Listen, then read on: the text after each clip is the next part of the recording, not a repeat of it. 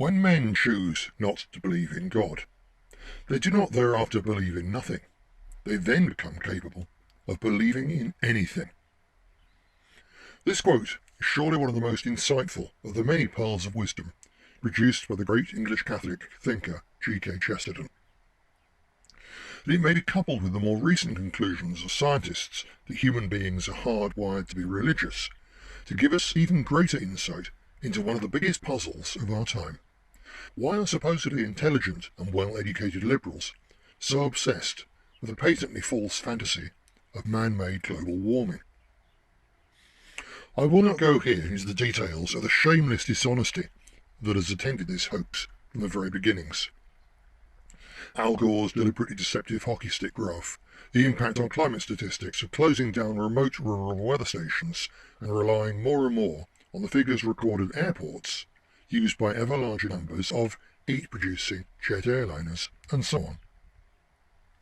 Nor will I explain in detail how the idea of a worldwide climate crisis was concocted by ideologically committed internationalists to provide the excuse for a radical shift away from national sovereignty to global governance through the United Nations.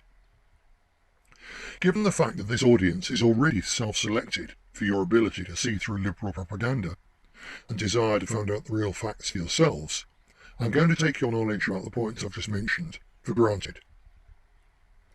I will just point out one very new factor, which you may not yet have spotted. This is the way in which climate change, itself a propaganda terminology shift from the original global warming, when inconveniently cold winters started to make the term laughable, is now in its turn being replaced by the even more vague phrase climate disruption. This, of course, allows literally any slightly unusual weather event to be used as evidence for the urgent need to increase taxes and the power of the global elite over the lives of the ordinary masses. But such propaganda manipulation still remains in the field of conventional materialist politics. And what I want to talk to you about now takes us into a different, darker, and much more ancient realm altogether. Because I'm going to give you a Templar insight into the deep, deep reason why the man-made climate change hoax is so compelling for so many atheistic liberal leftists. In turn, you will come to understand why it is so extremely dangerous and virtually guaranteed to end very badly indeed. For this is the sort of hidden knowledge and deep understanding of the human condition in which our order specialises. What I have to tell you is that while the climate change story is at one level a cynical cloak for a truly massive and monstrous global elite power and tax grab, it is also a new version of a very old and very dark religion. Not, I hasten to add, at a conscious level, at least for the vast majority of its adherents, although the concept of Gaia, the Earth as a conscious, self-regulating organism, is very close to being a pantheistic religion. But at the subconscious level, the theory of man-made global warming and climate change has revived and enthroned a set of pre-Christian religious archetypes, and I mean literally pre-Christian. The dark fantasies and urges it has unearthed go back to Neolithic times. If you think this sounds too strange, or even impossible in the thoroughly godless 21st century West, let us take a moment to put the claims of the global warming alarmists into the simplest possible terms and see what we're left with. An invisible but all-pervasive element is growing in the air. It threatens to destroy us and all life on Earth. We are to blame, because this invisible threat has been unleashed by the things we do to our environment in our everyday lives, particularly the use of carbon reserves, which we take from the Earth by digging and drilling holes. The only way to remove the threat and secure the survival of the Earth is to make sacrifices and to change our way of life. Now, I'm sure you will agree that that was a fair summing up of the gist of the climate change story. So now consider how easily this narrative shifts at a subconscious level into a set of what the great psychologist Carl Jung would have recognized instantly as ancient and immensely compelling religious archetypes. We are guilty of raping Mother Earth, We men have dug and drilled deep into her body. This has unleashed an invisible but giant sky demon. He is growing by the day and will smother our Mother Earth and all the life which she nurtures in a man-made catastrophe. Droughts, storms and other natural disasters are warning signs of what is happening. The only way to stop the sky demon and to placate angry Mother Earth is to make the sacrifices to her. Not small and symbolic sacrifices, but ones which involve real pain. The things that we value most in our society, including our jet planes, our cars, even our favoured diet of animal meat. All these things are connected with the male sky demon and must be sacrificed on the altar of Mother Earth if disaster is to be averted. The very latest proposal by these cultists, incidentally, is that we should stop keeping cats and dogs as pets in order to cut out their carbon footprints.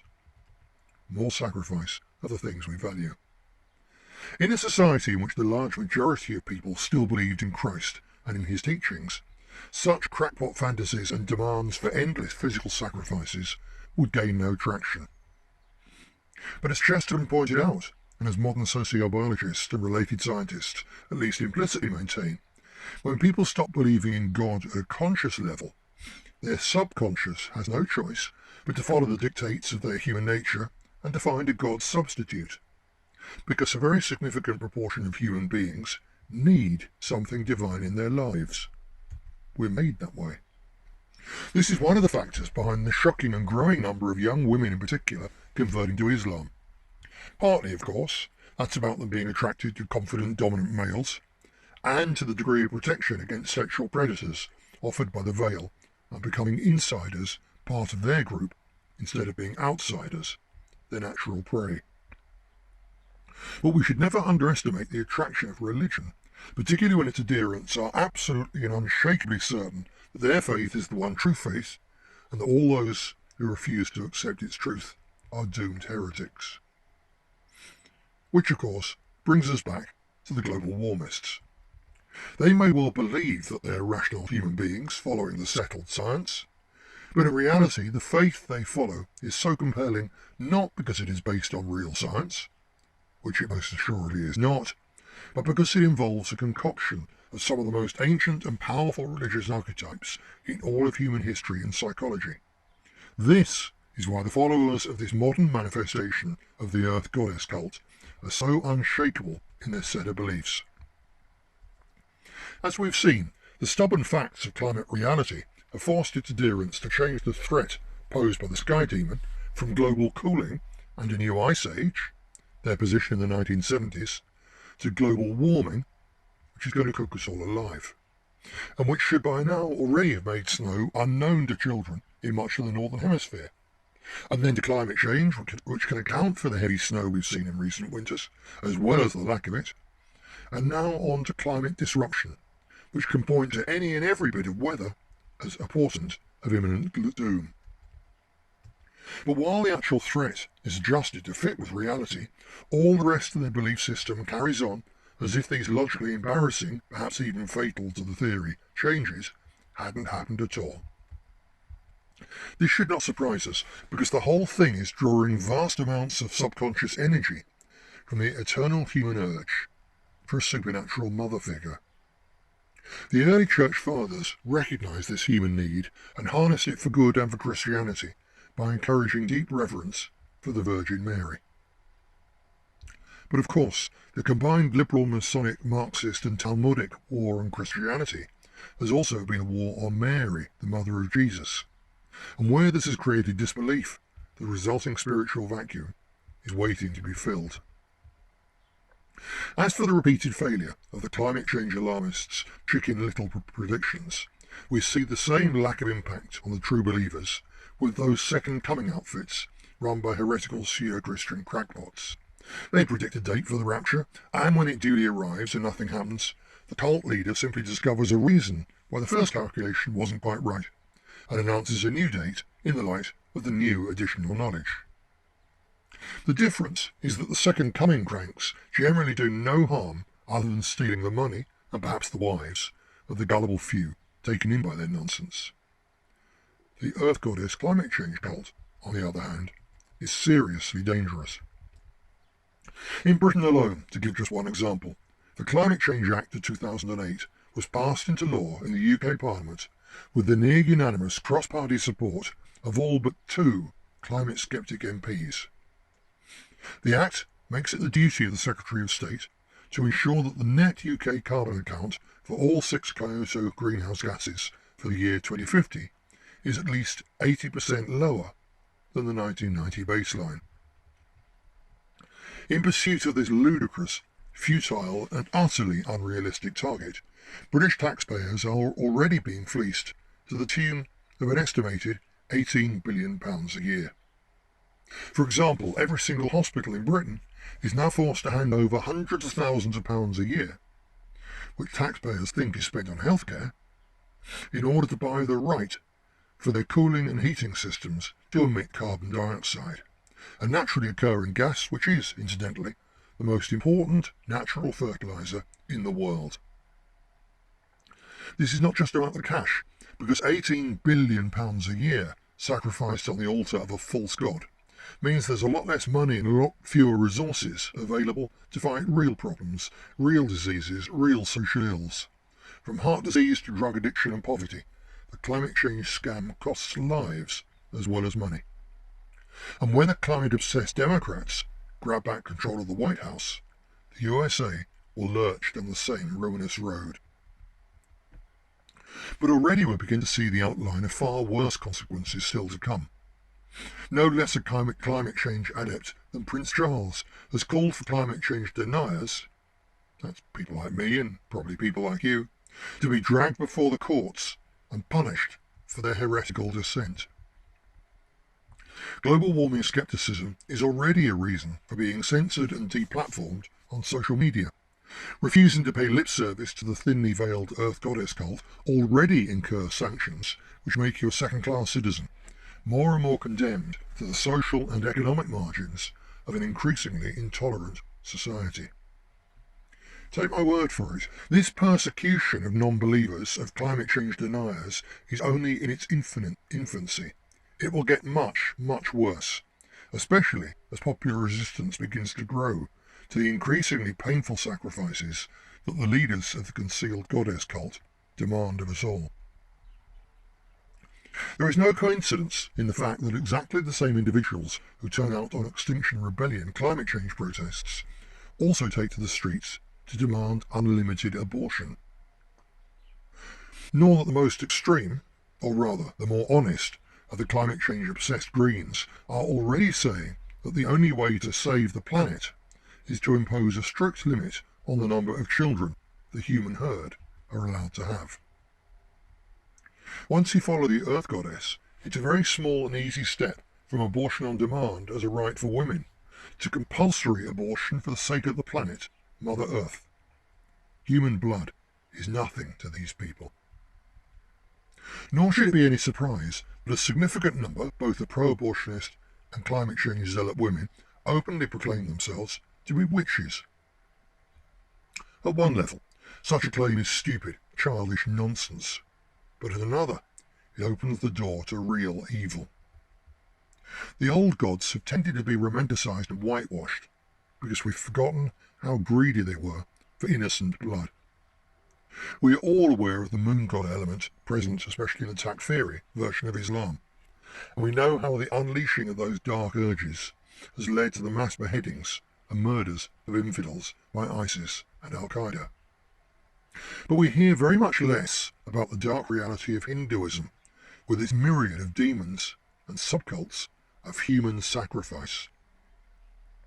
Likewise, the controlled mass media ensures we hear not one word about the Talmudism of the Pharisees, the ones who crucified our Lord, who dominate the modern Jewish faith at the expense of the decent Torah true Jews on whose behalf they falsely claim to operate. We are forbidden to learn, still less to speak, of the intense hatred of Christians and other Goyim, and the occult motivation behind the torture murders favoured, for example, by the Talmudic-inspired cult of Bolshevism. Virtually all the old non-Christian deities are thirsty for blood and obsessed with sacrifice. And this should come as no surprise, because the ideas of divinity and sacrifice are necessarily intertwined. Only Christianity has tamed and channeled this dark side of religion and human nature into the mysterious, bloodless blood sacrifice of the Eucharist. All the other gods are, of course, just as much products of the human imagination and psyche as the climate change fantasy deity. Outside of the human mind, there are only two real supernatural powers: God, as in God the Holy Trinity, and Satan. Thus, in as far as human faith and action bring them to a semblance of life, non-Christian gods are invariably, and in essence, satanic. So do not for 1 minute think that the climate change cult will fade away as its end times predictions repeatedly fail to come to pass. Do not think that its followers can be argued with or made to see reason. And do not think that this latter-day Earth Goddess cult will not demand more and more sacrifices and become more and more intolerant of those who refuse to make them. But neither give way to despair, nor fear that its madness and green camouflaged bloody evil will last forever, because it will not. Persecution is coming. Persecution for all those who insist on real, fact-based science. And persecution of the Bible-true Christians who refuse to bend the knee to climate change, the right to slaughter innocent babies, gender theory, or any other of the false gods of supposedly atheistic liberalism. Yet there is nothing to fear, for persecution is the fertile soil in which our faith, the one true faith, takes root and grows the best. The blood of martyrs is the lifeblood of the true church, and God was, is, and always will remain infinitely more powerful than his fallen angel. What goes wrong will be put right. What becomes filthy will be cleansed. Evil will be vanquished by good. Deus Vult.